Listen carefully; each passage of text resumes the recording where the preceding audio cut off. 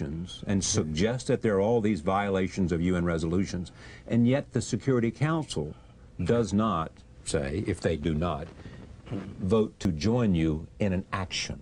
What ought to be the United States' position if it believes its national security is at risk? I think that whenever possible one should go to the United Nations, but it's not always possible because some countries have veto power and you can't get the necessary votes. And that's what happened in Kosovo. And I supported our action in Kosovo very vociferously. There's a big difference between the two cases. But let me come back to the problem, which is the problem of sovereignty. Now, I argue that sovereignty is basically an anachronistic concept, with kings and subjects and so on. But in the French Revolution, the king was overturned and sovereignty passed to the people. Yes. So now you have the sovereignty of the people, but you very often have governments, rulers, who abuse the people over whom they have power. Then you have the need for an external intervention and that justification. So your argument is the sovereignty of the people? The sovereignty of the people leading to the role of the international community to protect the people against abusive tyrants. That actually is a doctrine that has already been proposed. Now, you then need a legitimate international forum that would legitimize that action. The United Nations is clearly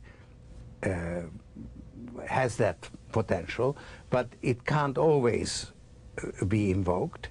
And so a coalition of democracies or open societies could also give you legitimacy. In the case of Kosovo, NATO, which is basically because it was Europe, NATO is a European alliance, so NATO had enough legitimacy. In the case of Iraq, let's say NATO wouldn't.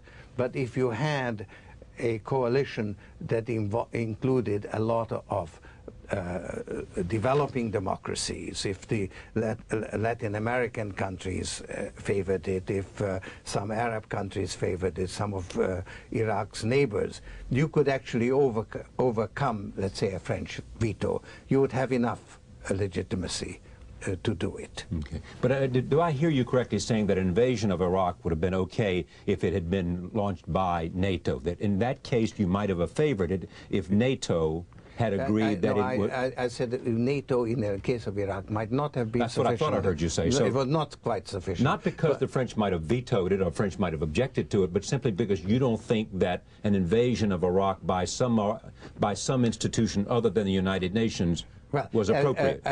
I think that Europe, let's say, in relation to Iraq, would not have any more legitimacy than the United States. Yeah. However, Europe, United States, and a number of other countries would have that legitimacy even without the United Nations. How about the coalition of the Gulf War in 1991? Yeah, that would have been fine. And I actually, in the book, propose forming a coalition of democracies based on a declaration which already exists, the Warsaw Declaration, which says that it is in the interest of all democracies to foster the development of democracies in other countries.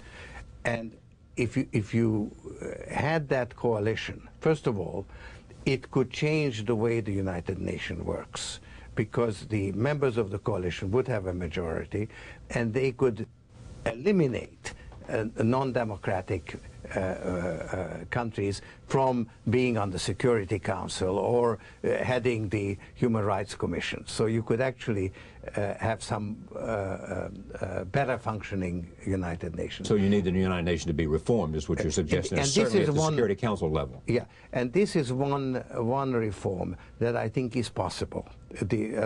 Anything that involves changing the Charter, infringing on the prerogatives of the countries with veto power cannot possibly pass because it would need their consent, and they would never consent. Okay. Let me ask you about a couple of examples, make sure if I can understand where you're going. Is Panama going in and overthrowing Noriega and capturing Noriega legitimate, illegitimate? You know, I don't actually. I think this was a unilateral action on the part of the United States. I think it was too. And while there was a justification for action, I'm not sure that it was all. Grenada would not have been. I don't think it would. Grenada was not particularly. Bombing Libya. After their supposed after the nightclub incident in Germany. Yeah. I think that was legitimate because you were dealing with a terrorist act, and you had an address. You knew that it was Libya that was responsible for it, and therefore you go after a terrorist. You know where he lives. Our going into Afghanistan after September 11 was legitimate. You supported that? I supported that. Why was that legitimate? Because that's where bin Laden lived. So we had an address. Yeah. Now, the problem with war on terrorism, as we are currently practicing it, is that we want to produce some results. But terrorists don't usually tell you where they are. Right. So you and they're not a nation state either. Yeah, and so you use military power, and you hit innocent victims.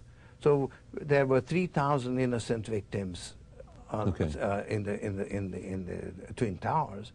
There have been more than 3,000 innocent victims of our war on terror. We don't pay attention to that because they are not Americans. But nevertheless, well, where are they? Tell me who those victims are. In Afghanistan, in Iraq. So we in attacked Afghanistan looking for bin Laden and overthrew the government there, the Taliban. And we killed some people, but at least. But you said that was justified. I think it was because you knew bin Laden was there. Suppose bin Laden had been in Baghdad and not somewhere in the mountains. Then it would have been justified. No problem with that. As long as there was a response to the attack, 9/11 attacks, yes, and you knew that bin Laden was responsible to go after Al Qaeda wherever it was, would have been legitimate. If Saddam Hussein had given refuge or aid to Al Qaeda, we could have gone after him. But there was absolutely no evidence, and in fact, the evidence goes the other way because Saddam was a secular power and Al Qaeda a religious one. The idea. The Bush administration still believes there was some kind of connection, not that that Al Qaeda, that Saddam had anything to do with 9/11, but they still believe there was some connection between Saddam and terrorist elements. Well, there's no question that Saddam was a bad person and an oppressive tyrant, and he killed tens or even hundreds of thousands of his own people using poison gas. So I mean, it's a great achievement, and I rejoice to be rid of him, and I'm particularly pleased, you know, the way we got rid of him. Howard Dean argues he got in trouble a little bit, or came under some fire because he said America is not safer because of the capture of Saddam. Yes. Was he right or wrong? No, I think he's right in saying that America is not safer by our having attacked Iraq. He was talking about the capture, but I think he meant by the. I think that's what he meant, right. And that I really do support him, because it was a misdirection for us to go into Iraq.